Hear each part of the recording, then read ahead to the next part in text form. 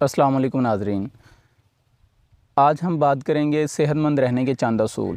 पहले नंबर पे तो प्यारे नबी अलैहिस्सलाम की एक हदीस के रोशनी के अंदर आपको बताएंगे कि प्यारे नबी अलैहिस्सलाम ने फरमाया कि 4 चीज़ें इंसान को परेशान करती हैं।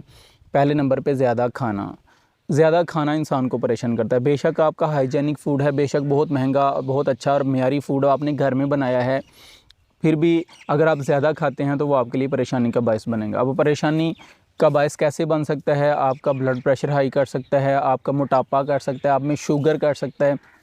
जो विटामिन्स होते हैं नाज़रीन, उस बिल्कुल चंद ग्राम विटामिन्स भी हों तो वो हमारे लिए सालों के लिए काफ़ी होते हैं। विटामिन्स इतने यूज़ नहीं होते। अगर हम कोई भी फ़ूड है वो बेतहाशा और खाई जाएंगे तो इतने विटामिन्स आपने जमा करके क्या करने हैं? बॉडी को तो इतने विटामिन्स की ज़रूरत ही नहीं है। तो ज़्यादा कभी मत खाएँ, हमेशा भूख रख के खाएँ। दूसरे नंबर पे ज़्यादा सोना भी इंसान को परेशान करता है, हार्मोनल चेंजेस का बायस बनता है। इस तरह आप टेंशन, परेशानी, सुस्ती, काहली और उदासी का बायस बनता है। कभी ज़्यादा मत सोएं, ज़रूरत से ज़्यादा सोना ही नहीं चाहिए, अपने आप को बिज़ी रखना चाहिए। फिर तीसरे नंबर पे आ जाता है ज़्यादा बातें करना। जब भी आप ज़्यादा बातें करेंगे आपके लिए परेशानी का बायस बनेगा।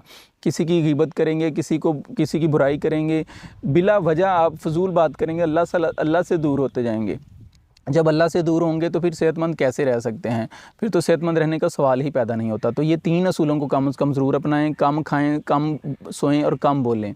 और ईद आ रही है, ईद के ऊपर स्पेशली आपने जंक फूड से अवॉइड करना है, सॉफ्ट ड्रिंक से अवॉइड करना है, क्योंकि रमज़ान में पूरा रमज़ान रूटीन बनी होती है हमारी कि सुबह सहरी करते हैं और शाम को खाना खाते हैं। अभी बिला वजह हम 4 टाइम खाएंगे ईद वाले दिन तो फिर मैदा डिस्टर्ब होगा, क्योंकि अचानक से इसके ऊपर बर्डन पड़ेगा। तो हमेशा आप हाथ धो के आपने खाना खाना है, बिस्मिल्लाह पढ़ के खाना खाएं, ताकि आपके खाने का शैतान आपके खाने का हिस्सेदार ना बन सके। और हाथ धो के खाएं। हाथों के ऊपर बहुत जरासीम, बहुत जर्म्स होते हैं जो कि आम आँख से नज़र नहीं आते।